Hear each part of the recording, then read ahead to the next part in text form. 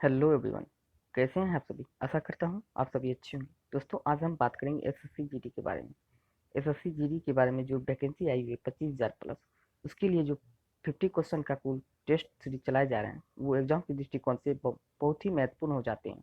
अब वही बात करेंगे एक क्वेश्चन की। क्वेश्चन सारे के सारे जो है प्रीवियस ईयर में पूछे गए सारे सीबीटी बेस्ड टेस्ट पर आधारित है। और आपको यहाँ एसएससी जीडी ही नहीं बल्कि आपको जो है बिहार दरोगा मेंस पीटी एंड मेंस दोनों में काम आ सकते हैं। और वही बात करेंगे अदर एग्जाम की, तो बिहार पुलिस में भी आपको काम आ सकते हैं। और बात करते हैं कि इसके और भी कि इस सामान्य अध्ययन से संबंधित जो भी एग्जाम है बीपीएससी बीएसएससी आदि जो भी एग्जाम सब है उन सभी में आपको बहुत ही काम आ सकते हैं। तो चलिए तो दोस्तों स्टार्ट करते हैं आज के हमारे क्वेश्चन को।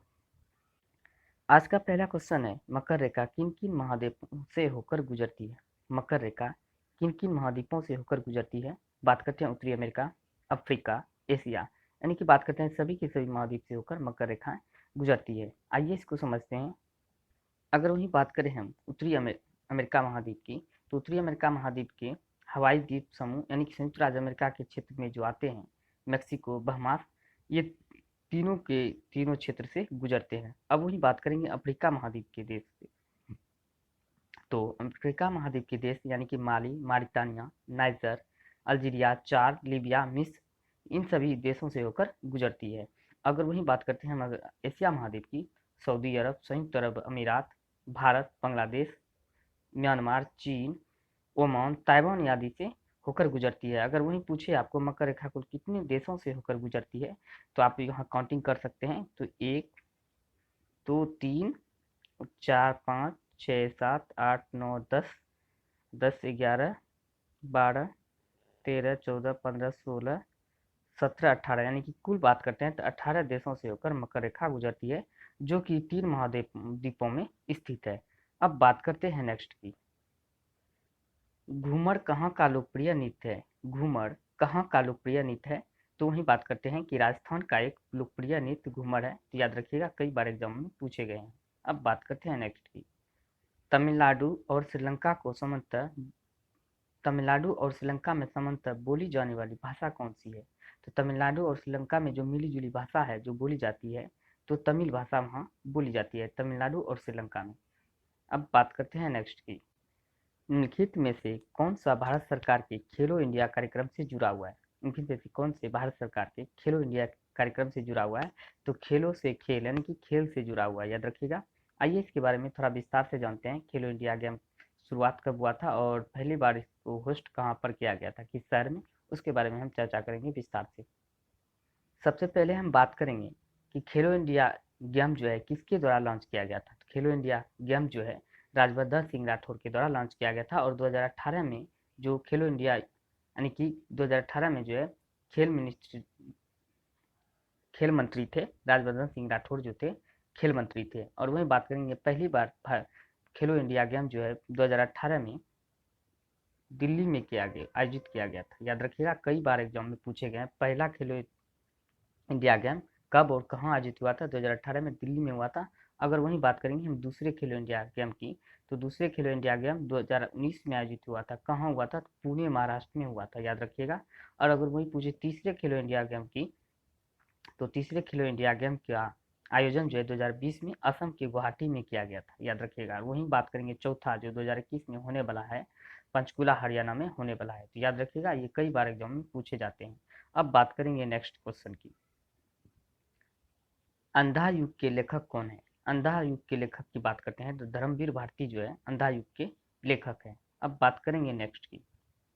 इकेबना किसका जापानी रूप है? इकेबना की बात करते हैं तो यह एक फूलों की सजावट का जापानी रूप है, यानी कि जापानी कला है। फूलों की सजावट की एक जापानी कला है। ये भी कई बार एग्जाम में पूछे गए हैं। अब बात करते हैं नेक्स्ट की। भारतीय वायुसेना दिवस कब मनाया जाता है? भारतीय वायुसेना दिवस की हम बात करें तो 15 जनवरी को मनाया जाता है। अगर वहीं बात करें तो 8 अक्टूबर की, तो 8 अक्टूबर को वायुसेना दिवस मनाया जाता है, याद रखिएगा। और वहीं बात करेंगे हम 4 दिसंबर की, तो 4 दिसंबर को नौसेना दिवस मनाया जाता है, याद रखिएगा। नौसेना दिवस 4 दिसंबर को मनाया जाता है। और वहीं बात करेंगे 9 जनवरी की, तो 9 जनवरी को प्रवासी भारतीय दिवस के रूप में मनाया जाता है, तो याद रखिएगा। अब बात करते हैं नेक्स्ट की। इंटरनेशनल मॉनेटरी फंड का मुख्यालय कहाँ स्थित है? इंटरनेशनल मॉनेटरी फंड की मुख्यालय की हम बात करते हैं वाशिंगटन डीसी में स्थित है। यह अमेरिका देश की एक शहर है वाशिंगटन डीसी, जो शहर राजधानी भी है अमेरिका की राजधानी वाशिंगटन डीसी जो है यहाँ पे स्थित है। अब बात करते हैं नेक्स्ट की। भारत में मेजर ध्यानचंद के जन्मदिन को किस दिन राष्ट्रीय खेल दिवस के रूप में मनाया जाता है? भारत में मेजर ध्यानचंद के जन्मदिन को किस दिन राष्ट्रीय खेल दिवस के रूप में मनाया जाता है? तो बात करते हैं 29 अगस्त को राष्ट्रीय खेल दिवस के रूप में मनाया जाता है। मेजर ध्यानचंद की जन्म दिवस के रूप में जन्म दिवस को राष्ट्रीय खेल दिवस यानी कि हॉकी राष्ट्रीय खेल दिवस के रूप में मनाया जाता है। ये हॉकी के मोस्ट प्लेयर खिलाड़ी थे जो इन्हीं के जन्म दिवस पर यह राष्ट्रीय खेल दिवस आयोजित किए जाते हैं। अब बात करते हैं नेक्स्ट की। महाभारत में उल्लेखित कुरुक्षेत्र नामक प्रसिद्ध युद्ध क्षेत्र किसके निकट स्थित है? महाभारत में उल्लेखित कुरुक्षेत्र नामक प्रसिद्ध युद्ध क्षेत्र के निकट स्थित है? तो बात करेंगे अंबाला के निकट स्थित है। याद रखिएगा कुरुक्षेत्र जो है महाभारत में जो उल्लेखित है एक स्थल है, ये अंबाला शहर के निकट स्थित है। अब बात करेंगे नेक्स्ट की।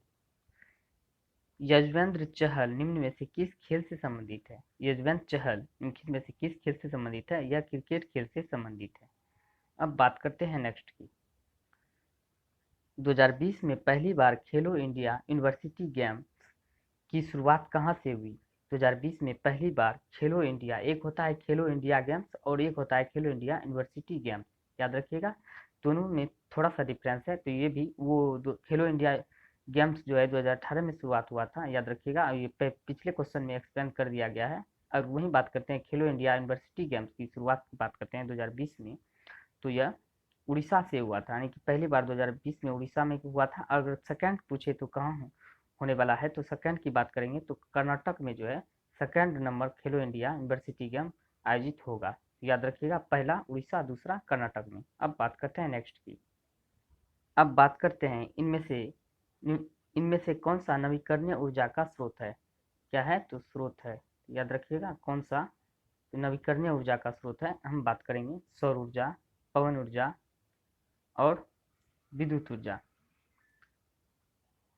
सौर ऊर्जा, पवन ऊर्जा, विद्युत ऊर्जा, यानी कि बात करेंगे सभी के सभी नवीकरणीय ऊर्जा का स्रोत है। अब बात करते हैं नेक्स्ट की। यूएन वर्ल्ड हैप्पीनेस रिपोर्ट जारी करना किस वर्ष से शुरू किया गया है? यूएन वर्ल्ड हैप्पीनेस रिपोर्ट जारी करना किस वर्ष से शुरू किया गया है? तो 2012 से शुरू किया गया है। याद रखिएगा ये जो इंडेक्स होते हैं इसमें इनमें से कई एक ना एक क्वेश्चन पूछ ले ही जाते हैं, तो याद रखिएगा। अब बात करते हैं नेक्स्ट की।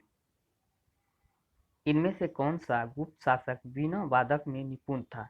इनमें से कौन सा गुप्त शासक जो है वीणा वादक में मशहूर था? तो समुद्रगुप्त की बात करते हैं, या वीणा वादक में बहुत ही मशहूर था। अब बात करते हैं नेक्स्ट की। नासा के अनुसार विश्व में कुल कितने प्रतिशत भाग पर वन आच्छादित है? नासा के अनुसार विश्व में कुल कितने भाग पर वन आच्छादित है? तो बात करते हैं 31%, यानी कि 31% विश्व के 31% भाग पर ही कुल वन आच्छादित है। लेकिन यहाँ पर कितना रहना चाहिए? तो 33% रहना चाहिए। जो पर्यावरण अनुकूल के हिसाब से 33% वन होना बहुत ही जरूरी है, जो कि 31% ही है, यानी कि 2% कम है। तो अब बात करते हैं नेक्स्ट की। अब बात करते हैं फीफा वर्ल्ड कप 2018 कहाँ पर हुआ था? फीफा वर्ल्ड कप 2018 जो है रूस में आयोजित किया गया था। अगर वहीं आपको पूछे कि फीफा वर्ल्ड कप किसने जीता था, 2018 किसने जीता था, तो यह फ्रांस ने जीता था। फ्रांस ने जीता था। तो किसको हराया था? क्रोएशिया को हराकर जीता था। क्रोएशिया को हराकर फ्रांस ने फीफा वर्ल्ड कप 2018 जीता था। याद रखिएगा यह क्वेश्चन बहुत ही मोस्ट इंपोर्टेंट हो जाते हैं। अगर वहीं पूछे आपको फीफा वर्ल्ड कप नेक्स्ट अब 2022 कहाँ पर होगा, तो 2022 जो फीफा वर्ल्ड कप जो है कतर में आयोजित किए जाएंगे। याद रखिएगा ये भी बहुत ही मोस्ट इंपोर्टेंट हो जाते हैं। अब बात करते हैं नेक्स्ट की। लोकसभा का प्रमुख कौन होता है? लोकसभा का प्रमुख कौन होता है? तो बात करेंगे लोकसभा का प्रमुख लोकसभा स्पीकर यानी कि लोकसभा अध्यक्ष होता है। अगर पूछे कि लोकसभा का बहुमत दल का नेता कौन होता है, तो लोकसभा के बहुमत दल का नेता की हम बात करें तो प्रधानमंत्री होता है, जो वर्तमान में नरेंद्र मोदी है। ये लोकसभा के बहुमत दल का नेता होता है। वहीं पूछे विधानसभा के बहुमत दल का नेता कौन होता है, तो सीएम यानी कि चीफ मिनिस्टर जो होता है विधानसभा के बहुमत दल का नेता होता है, याद रखिएगा। अब बात करते हैं वहीं नेक्स्ट की। विश्व चैंपियन में 6 गोल्ड मेडल जीतने वाली पहली महिला मुक्केबाज कौन है? चैंपियन में 6 गोल्ड मेडल जीतने वाली पहली महिला मुक्केबाज की हम बात करते हैं। मेरी कॉम जो है 6 गोल्ड मेडल जीतने वाली पहली महिला मुक्केबाज है। अब बात करते हैं नेक्स्ट की। इनमें से कौन सी पश्चिमी घाट तट है? इनमें से कौन सी पश्चिमी घाट तट है? तो बात करते हैं कोकण तट, मलाबार तट। ये दोनों के दोनों है पश्चिमी घाट तट हो जाते हैं, याद रखिएगा। कोकण मलाबार पश्चिमी घाट तट है। अब बात करते हैं नेक्स्ट की। जिन शब्दों को संस्कृत से बिना किसी परिवर्तन के ले लिया जाता है उन्हें क्या कहते हैं? जिन शब्दों को संस्कृत से बिना किसी परिवर्तन के ले लिया जाता है उसे क्या कहते हैं? तो तत्सम कहते हैं। तो बिना किसी परिवर्तन को संस्कृत से सीधे हिंदी में ले लिया जाता है तो उसे तत्सम कहते हैं। तो याद रखिएगा, कई बार एग्जाम में पूछे गए हैं। यानी कि बात करते हैं तो यह आपको बिहार दरोगा मेंस, बिहार पुलिस और जो एसएससी जीडी आदि सब में आपको बहुत ही के लिए महत्वपूर्ण हो जाते हैं। अब बात करते हैं नेक्स्ट की। और भी बात कर लेते हैं हम, अगर ये ऑप्शन की देशज की, जो शब्द अपने देसी भाषा की बोलचाल में प्रयोग किए जाते हैं, जैसे लोटा, ये सब जो है इस प्रकार है, सब लोटा, डोरी, ये सब जो है जो भी होते हैं ये सब देशज शब्द हो जाते हैं। वही विदेशज की बात करते हैं जो विदेशी भाषा के शब्द में हम बोलचाल में लेते हैं, जैसे अलमीरा सब आदि सब हो जाते हैं, ये सब विदेशज शब्द हो जाते हैं, तो याद रखिएगा। अब बात करते हैं नेक्स्ट की। इनमें से कौन सा देशज शब्द है? इनमें से कौन सा देशज शब्द है? बात करते हैं खिचड़ी, खिड़की, पगड़ी, यानी कि सभी की सभी है देशज शब्द हो जाते हैं, याद रखिएगा। अब बात करते हैं नेक्स्ट की। पेड़ से पत्ता गिरा कौन सा कारक है? पेड़ से पत्ता गिरा तो कौन सा कारक है? तो बात करते हैं कर्ता कारक के कुल 8 चिन्ह होते हैं, तो याद रखिएगा। वो आठों चिन्ह को याद रखना है, तो ये आपको 1 नंबर जरूर दिला सकते हैं। तो वही बात करते हैं, जिसमें जिसमें जुदाई का बोध हो उसे आपादन कारक कहते हैं। जैसे स्कूल से बच्चे स्कूल से पढ़कर घर गए, यानी कि राम स्कूल से घर जा रहे हैं, तो ये जो है जुदाई का बोध हो रहा है, तो ये आपादन कारक हो जाएंगे। जिसमें जुदाई का बोध हो उसे में आपादन कारक हो जाते हैं। तो जैसे कर्ता का हो जाता है कर्ता ने, कर्ता का ने चिन्ह हो जाता है, याद रखिएगा। संबंध की अगर बात करते हैं, संबंध में पर जो है संबंध का कारक चिन्ह हो जाते हैं। वही बात करते हैं करण से, ये से हो जाते हैं, तो याद रखिएगा। ये सब जो है आठों जो इसका कारक के चिन्ह होते हैं, तो याद रखिएगा बहुत ही मोस्ट इंपोर्टेंट हो जाते हैं। अब वही बात करते हैं नेक्स्ट की। अब बात करते हैं इनमें से कौन सा वाक्य शुद्ध है? इनमें से कौन सा वाक्य शुद्ध है? तो हम बात करेंगे, इस वर्ष गेहूं का फसल अच्छा हुआ। इस वर्ष गेहूं का फसल अच्छा हुआ। इस वर्ष गेहूं की फसल अच्छी हुई। तो बात करेंगे इस वर्ष गेहूं की फसल अच्छी हुई, तो इस वर्ष गेहूं का फसल अच्छा हुआ ये गलत हो जाते हैं। इस वर्ष गेहूं की फसल अच्छी हुई ये सही हो जाते हैं। तो आंसर की हम बात करें तो केवल ख नंबर सही हो जाएंगे। अब बात करते हैं नेक्स्ट की।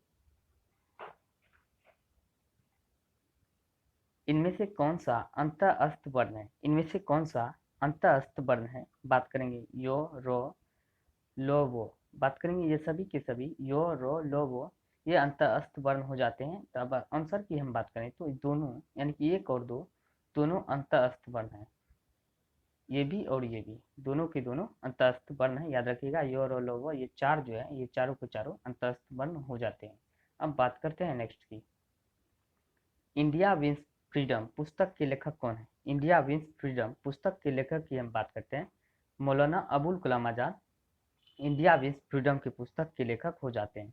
अगर वही बात करेंगे मौलाना अबुल कलाम आजाद की, तो ये भारत के प्रथम शिक्षा मंत्री भी रह चुके हैं। और यह भी एक क्वेश्चन आपको पूछे जा सकते हैं कि वह शिक्षा मंत्री कौन है जिसका जन्म जो है भारत से बाहर हुआ है? तो यानी कि भारत से बाहर जो मक्का में इसका जन्म हुआ था, मौलाना अबुल कलाम आजाद का ये इसका जन्म मक्का में हुआ था। ये पहले भारतीय यानी कि विदेशी शिक्षा मंत्री थे, और इसका जन्म जो है भारत में नहीं हुआ था, याद रखिएगा। कई बार एग्जाम में पूछे गए हैं। अब बात करते हैं वही नेक्स्ट की। अब बात करते हैं जिम मिल्खा सिंह किस खेल से संबंधित है? जिम मिल्खा सिंह की अगर हम बात करें तो गोल्फ खेल से संबंधित है। अब बात करते हैं नेक्स्ट की। केरल को और किस रूप में प्रसिद्ध है? केरल को और किस रूप में प्रसिद्ध है? यानी कि बात करते हैं केरल की, केरल और किस रूप में प्रसिद्ध है, यानी कि किस नाम से और भी केरल को जाना जाता है? तो ईश्वर का अपना देश के रूप में भी केरल को जाना जाता है, याद रखिएगा। अब बात करते हैं नेक्स्ट की। अब बात करते हैं नेशनल डोप टेस्ट लेबोरेटरी कहाँ स्थित है। नेशनल डोप टेस्ट लेबोरेटरी कहाँ स्थित है, तो नई दिल्ली में स्थित है। अब बात करते हैं नेक्स्ट की। नाथुला दर्रा किस राज्य में स्थित है। नाथुला दर्रा किस राज्य में स्थित है, तो सिक्किम में नाथुला दर्रा स्थित है। अब बात करते हैं नेक्स्ट की। मोतियों की माला नीति कौन देश लाया था। मोतियों की माला नीति कौन देश लाया था, तो ये धोखेबाज चाइना जो है मोतियों की माला नीति लाया था, याद रखिएगा। अब बात करते हैं नेक्स्ट की। भारतीय अंतरिक्ष कार्यक्रम का जनक किसे कहा जाता है। भारतीय अंतरिक्ष कार्यक्रम का जनक किसे कहा जाता है, तो विक्रम साराभाई को भारतीय अंतरिक्ष कार्यक्रम का जनक कहा जाता है। अब बात करते हैं नेक्स्ट की। यूनेस्को का मुख्यालय कहाँ पर स्थित है। यूनेस्को का मुख्यालय कहाँ पर स्थित है, तो यूनेस्को की मुख्यालय की बात करते हैं फ्रांस देश की राजधानी पेरिस में स्थित है। फ्रांस की राजधानी पेरिस में स्थित है। अब बात करते हैं वहीं यूनिसेफ की। तो यूनिसेफ का मुख्यालय की हम बात करें तो न्यूयॉर्क में स्थित है, याद रखिएगा। ये भी बहुत ही मोस्ट इंपोर्टेंट हो जाते हैं। अब बात करते हैं नेक्स्ट की। डॉक्टर जीवागो के लेखक कौन है। डॉक्टर जीवागो के लेखक कौन है, तो बोरिस पास्तेरनाक है। बोरिस पास्तेरनाक है जीवागो के लेखक। अब बात करते हैं नेक्स्ट की। 2026 का ओलंपिक खेल किस देश में आयोजित किया जाएगा। 2026 का ओलंपिक खेल किस देश में आयोजित किया जाएगा, तो इटली में किया जाएगा। हाल ही में 2020 में होने वाले ओलंपिक खेल जो कोरोना पेंडेमिक के कारण जो है 2021 में आयोजित किया गया, तो किस देश में आयोजित किया गया, तो ये जापान के टोक्यो शहर में आयोजित किया गया, याद रखिएगा। ये भी एग्जाम में आपको पूछे जा सकते हैं। अब बात करते हैं नेक्स्ट की। इंद्रधनुष मिशन किससे संबंधित है। इंद्रधनुष मिशन किससे संबंधित है, तो बात करते हैं इंद्रधनुष मिशन की टीकाकरण से संबंधित है। टीकाकरण यानी स्वास्थ्य क्षेत्र से संबंधित है। अगर वहीं पूछे इंद्रधनुष योजना का संबंध किससे है, इंद्रधनुष योजना का संबंध की अगर हम बात करें तो यह बैंकिंग से संबंधित है, याद रखिएगा। इंद्रधनुष योजना बैंकिंग से संबंधित है। इंद्रधनुष मिशन योजना टीकाकरण से संबंधित है, याद रखिएगा। अब बात करते हैं नेक्स्ट की। 1980 में कितने बैंकों का राष्ट्रीयकरण हुआ था। 1980 में अगर हम बात करें तो कुल 6 बैंकों का राष्ट्रीयकरण हुआ था। अगर हम 14 बैंकों की बात करें तो 1969 में पहली बार जो है 14 बैंक का राष्ट्रीयकरण हुआ था।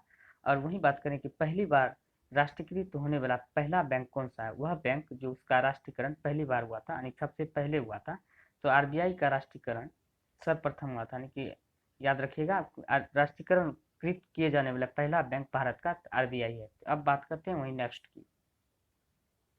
इनमें से किस अंक की आकृति जे आकार की होती है, यानी कि जे आकार की इनमें से किस अंक की आकृति होती है, तो यह पेट की जो है आकृति जे आकार की होती है। तो देख सकते हैं आप अपने पेट को देख के अनुभव कर सकते हैं। अब बात करते हैं नेक्स्ट की।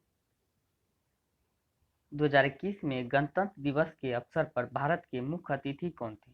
2021 में गणतंत्र दिवस के अवसर पर भारत के मुख्य अतिथि कौन थे, तो बात करते हैं इनमें से कोई नहीं भारत के मुख्य अतिथि आए थे, यानी कि 2021 में भारत में एक भी अतिथि नहीं आए थे, कोई नहीं आया था। कोरोना पेंडेमिक के कारण एक भी अतिथि नहीं आए थे। ब्रिटेन के प्रधानमंत्री आने वाले थे, जो कोरोना पेंडेमिक के कारण वो नहीं आ पाए। अब वही बात करेंगे कि अब तक में कुल कितनी बार ऐसी घटना हो चुकी है, यानी कि ऐसी जो अतिथि जो है कितनी बार नहीं आए हैं भारत गणतंत्र दिवस के अवसर पर, तो हम वही बात करेंगे 1951 में और 52 में, और बात करते हैं 66 में और 2021 में। ये पहली बार है, यानी कि पहली बार ही नहीं ऐसा हुआ है, बल्कि यह जो है 4 बार, यानी कि 21 को मिलाकर कुल 4 बार ऐसा हो चुका है। 1951 में, 1952 और 66 और 2021 में कुल अभी तक में जो है 4 बार ऐसा हो चुका है जो कोई अतिथि गणतंत्र दिवस के समारोह पर नहीं आया था। अगर वहीं आपको पूछे पहली बार जो है जो मुख्य अतिथि कौन थे, यानी किस देश के थे प्रथम मुख्य अतिथि गणतंत्र दिवस के समारोह पर, तो यह इंडोनेशिया के डॉक्टर सुकर्नो, इंडोनेशिया के जो जो थे जो राष्ट्रपति थे जो जो डॉक्टर सुकर्नो थे, ये इंडोनेशिया के ही मुख्य अतिथि के रूप में भारत में पहली बार आए थे। तो याद रखिएगा ये कई बार एग्जाम में पूछे जाते हैं। अब बात करते हैं नेक्स्ट की। अब बात करते हैं बम्बू नृत्य किस राज्य से संबंधित है। बम्बू नृत्य किस राज्य से संबंधित है, तो मिजोरम से संबंधित है। अब बात करते हैं नेक्स्ट की। इनमें से कौन सी खानें लोहा उत्पादन से संबंधित है? इनमें से कौन सी खानें लोहा उत्पादन से संबंधित है? मयूरभंज उड़ीसा में है, ये भी लोहा उत्पादन से संबंधित है। बाबा बुदन कर्नाटक में है, ये भी लोहा उत्पादन से संबंधित है। नुआ मुंडी ये झारखंड में है, ये भी लोहा उत्पादन से संबंधित है। अगर हम बात करें तो सभी की सभी लोहा उत्पादन से संबंधित है, तो याद रखिएगा ये सभी के सभी लोहा उत्पादन की खदान है राज्य में जो स्थित है। ये सभी के सही मिलान सही किए गए हैं, बिल्कुल सही है। अब बात करते हैं नेक्स्ट की। भारत का सबसे बड़ा उच्च न्यायालय कौन सा है? भारत का सबसे बड़ा उच्च न्यायालय की बात करते हैं, इलाहाबाद उच्च न्यायालय, जो कि भारत का सबसे बड़ा उच्च न्यायालय है। अब बात करते हैं नेक्स्ट की। अब कह रहा है डैश तना के मध्य से उगते हैं। डैश तना के मध्य से उगते हैं, यानी कि तना के द्वारा ऐसी चीज जो आप कलम बांध के जो तना के द्वारा लगा देते हैं, एक जगह से दूसरी जगह लग जाते हैं, उसे ही तना के माध्यम से उगते हैं, लगाए जाने की प्रक्रिया है। सेब जो है तना के माध्यम से नहीं नहीं उगते हैं, और इमली भी तना के माध्यम से नहीं उगते हैं। अब बात करते हैं गुलाब की। गुलाब की आप कहीं भी टहनी ले लीजिए, सीधे काट कर आप लगा दीजिए, लग जाते हैं, तो ये तना के माध्यम से उगते हैं। तो याद रखिएगा ये भी नहीं, मूली भी नहीं होंगे। अब बात करेंगे नेक्स्ट की। निम्नलिखित में से कौन सी संख्या 6 से विभाज्य है? निम्नलिखित में से कौन सी संख्या 6 से विभाज्य है? तो आइए जानते हैं। तो देख लेते हैं पहले नंबर ऑप्शन पे। तो 3 इसको ऐड करते हैं, 3 3 6 4 10 6 16, यानी कि यह जो 6 से विभाज्य नहीं है। अब वही बात करते हैं, एक दो, एक और दो को मिला देंगे, 3 3 3 6 4 10 8 18, यानी कि बात करते हैं ये 18 जो हो जाते हैं 6 से डिवाइड है। तो याद रखिएगा ये ऑप्शन नंबर बी इसका आंसर हो जाएंगे। अब बात करते हैं नेक्स्ट की। नर्मदा और ताप्ती डैश की ओर बहने वाली नदियां हैं? नर्मदा और ताप्ती पश्चिम की ओर बहने वाली नदियां हैं। अब बात करते हैं नेक्स्ट की। भारत में पहली बार प्रोटीन दिवस कब मनाया गया है? इसकी तिथि क्या है? भारत में पहली बार प्रोटीन दिवस कब मनाया गया है, इसकी तिथि क्या है? तो बात करते हैं 27 फरवरी को पहली बार जो है प्रोटीन दिवस के रूप में मनाया गया है। इसकी तिथि 27 फरवरी है, याद रखिएगा। अब बात करते हैं नेक्स्ट की। भारत सरकार ने किस वर्ष तक 35,000 करोड़ की रक्षा निर्यात का लक्ष्य रखा है? भारत सरकार ने किस वर्ष तक 35,000 करोड़ की रक्षा निर्यात का लक्ष्य रखा है? 2024 तक में रक्षा निर्यात का लक्ष्य 35,000 करोड़ रखा है। अब बात करते हैं नेक्स्ट की।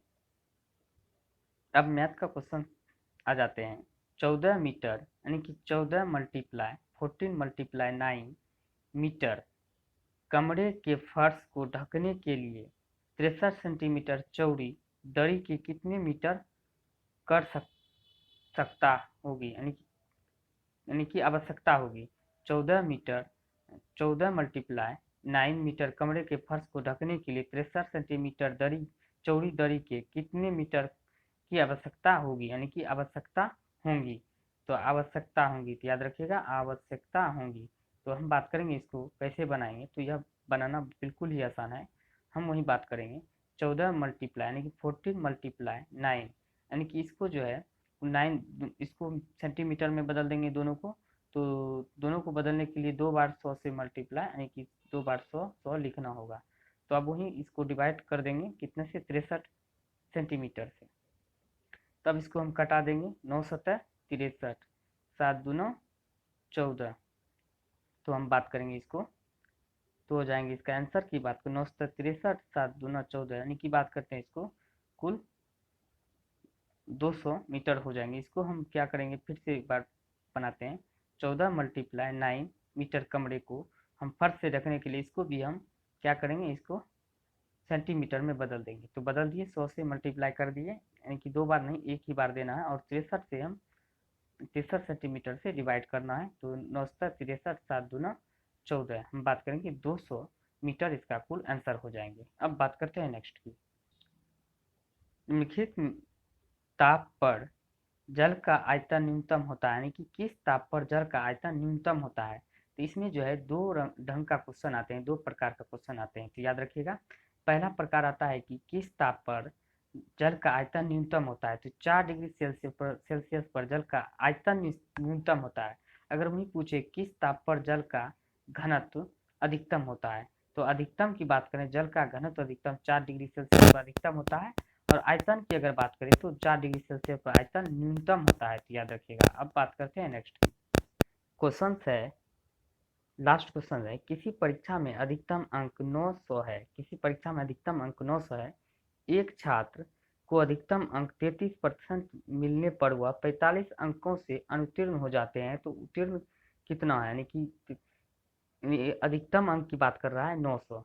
तो कुल यानी कि अधिकतम अंक है 900 और एक छात्र को है अधिकतम अंक 33% मिलने पर भी वह 45 अंकों से अनुत्तीर्ण यानी फेल हो जाता है, तो उत्तीर्ण के लिए कितना मार्क्स उसको लाना जरूरी है, तो वही बात करेंगे। 900 है अधिकतम अंक, तो 900, तो 900 का हम 33% निकाल लेंगे, तो इसका 33% निकालने के बाद हम बात करेंगे, तो शून्य शून्य कट जाएंगे, तो ये हो जाएगी 200, नोटिया 27 के साथ बाकी दो, नोटिया 27 दो 29, यानी 297 हो जाएंगे, और 45% अंकों से अनुत्तीर्ण हो जाते हैं, तो इसको हम ऐड कर देंगे, 45 को ऐड करने के बाद दो 342 का आंसर कुल हो जाएंगे, तो यानी कि 342 का आंसर हो जाएंगे। दोस्तों आज के लिए इतना ही, धन्यवाद। अगर वीडियो पसंद आए तो वीडियो को लाइक करें, शेयर करें, चैनल को सब्सक्राइब जरूर करें। अब